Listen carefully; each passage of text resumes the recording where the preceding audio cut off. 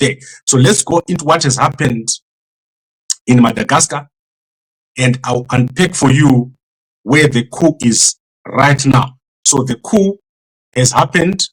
The president, who is the SADC chair, so this is very important. The chair of SADC has fled Madagascar. So that is the president of Madagascar, who was elected barely a month ago, has fallen to a coup, and he has fallen to a unit of the army. If you go to Gambakwe.com, we have put all the details for you so that you can see and you can watch me right there. So you don't even have to worry. You can go Gambakwe.com. That is the story at the top. There is a unit that has carried out a coup. It has stopped taking orders, and that is called a mutiny. So let's go to Gambakwe.com and I'll show you the details of what has happened. And at the same time, you can be watching me over there. So this unit also got President Rajoelina into power in 2009, and Keno Mikail has led the coup. So Keno Mikail led the coup and joined protesters. And this is after the election led into the winning of President Rajoelina. And then President Rajoelina has faced the protests since September 29. So when he dissolved the government on September 29, you saw Mnangagwa over there handing over the SADC chairmanship. So this is extremely important because we're dealing with the collapse not only of the presidency, but the collapse of SADC. What this means is that South Africa is now going to be taking over as the SADC chair. From now, there is no chair of SADC.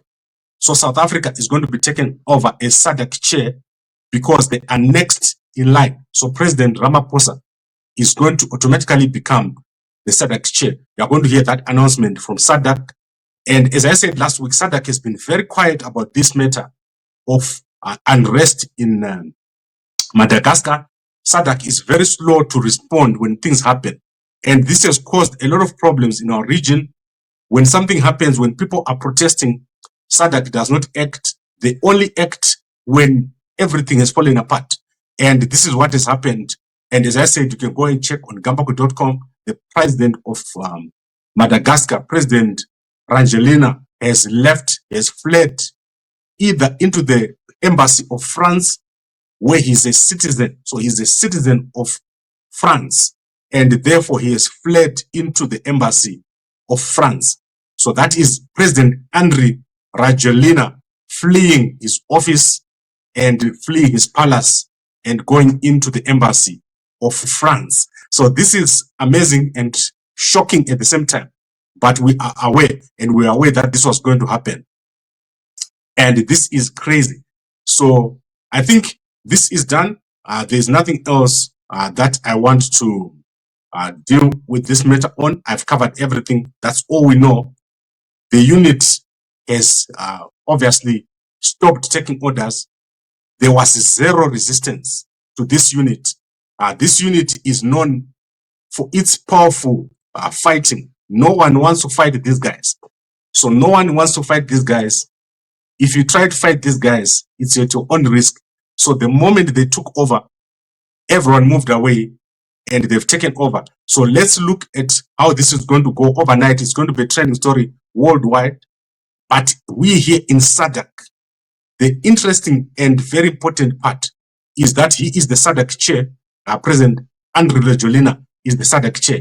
And South Africa is going to immediately take over as SADC chair because there is currently no president.